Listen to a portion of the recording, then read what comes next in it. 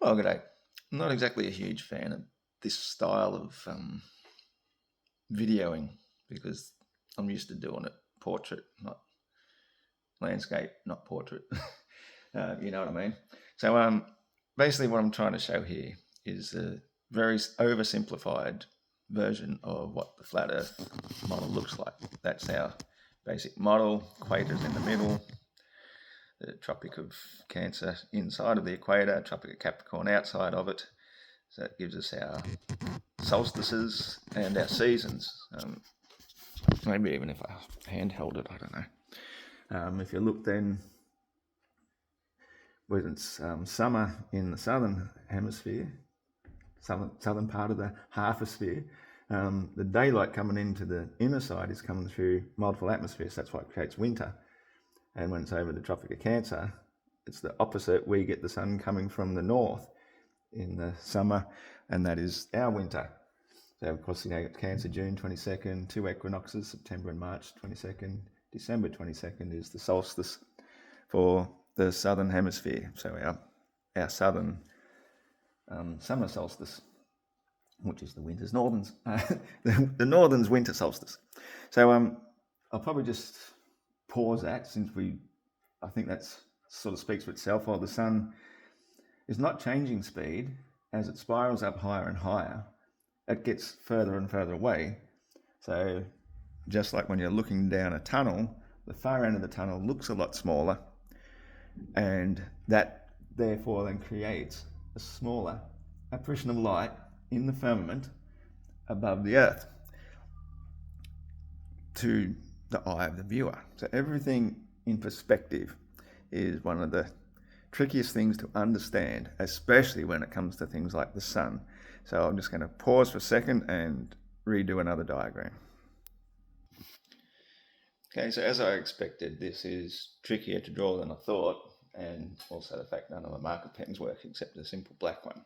So I'm just going to try and keep it as simple as possible to explain what I fully believe the flat Earth model is actually doing, and it's virtually impossible to draw anything to scale. Like even just normal human perspective, if you drew yourself 1 millimeter high, you'd have to draw a line 3 meters, so 3 of these long, just to show how far the horizon would be if you stood 1 millimeter high. So we have to forget about scale for the sake of this very simple basic example. So what I've just drawn is 3 straight lines. So that's the Earth, that's our atmosphere, and that's our firmament. And I believe the firmament is very flat and it works like a frosted glass ice sheet. I believe, in fact, it is ice, quite likely frozen hydrogen, because as the lighter gases rise to a certain point, it gets so frigid and freezing cold. That's where they freeze, and then just beneath it, I wonder if I can get the blue to work. Yeah, cool. So just beneath that layer there is what I would consider to be a superfluid sea of helium. So it's so cold that it turns to liquid, but it's still so light that it actually rests beneath the firmament like the way water rests on the sea floor. And I believe that the moon actually floats on that sea within our side of the firmament. The atmosphere goes up to about here, and I would say if that's about halfway, about 24 miles, that's about the maximum that helium balloons and so forth can get to. And technically around 12 to 14 miles high is our blue sky layer. So we've got blue down here. When aeroplanes or anything breaks through that layer, firmament B, I'll even write that in. Firmament. Try not to rub everything out with my left hand. Firmament B is a gaseous layer. We can't breathe, there's no oxygen or anything. The gases of the atmosphere fluoresce to create daylight down in this layer. So when they are fluorescing, we see no stars, we have daylight, the daylight scatters. So like this room, for example, can be fully illuminated without a single ray of sunlight coming in any window. Direct sunlight casts distinct shadow. As you can probably see, there's very little shadow at all. I do have a fluorescent light on as well. But daylight is our ordinary light that will fill a room. It's generally called the Rayleigh scattering, but I don't believe that's the correct term for it, and it's not about the wavelengths of light and everything. It's about the way the sun stimulates the noble gases to create the light. So that's worth bearing in mind. So let's now assume we have to have our sun. In my opinion, if this is 60 to 70 miles high, that's 12 to 14 miles high. The sun, thousands of miles high, would be about the height of the ceiling. So I'll just tilt the camera back a little bit. It's pretty high ceiling here. It'd have to be at least that to come even close to showing some amount of scale. So please bear that in mind, that when I start to draw a sun, maybe a red will work. If I do just start to draw one here, that's way, way, way out of scale.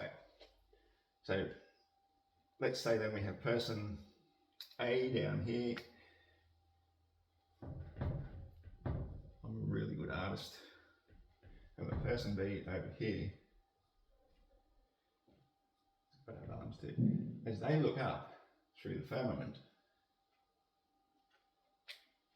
this is where he'll see his hot spot, and this is where he'll see his hot spot. So we've only got the one sun that's well known, but because they're distance apart, it becomes in direct line of sight to the viewer, creating an apparent position of the sun. And that's pretty much why the globe model has so successfully failed for so many decades and centuries, is because they haven't understood the basics of this. They think this person thinks that's the sun there, this person thinks that's the sun there, but then they both mistakenly think they're looking at the same sun here, which they're not. It's actually way, way, way up there, creating an apparition or a bright spot, which I was mistakenly calling a hot spot because it's not hot. The heat does not come from the sun. Keep that in mind. So that's our basic model of perspective of why you cannot triangulate. Let's watch your time here. Can't go over 10 minutes. Why you cannot triangulate to the sun, because you're triangulating to what you think is the same thing, which is way the hell up there, but you're only seeing it here.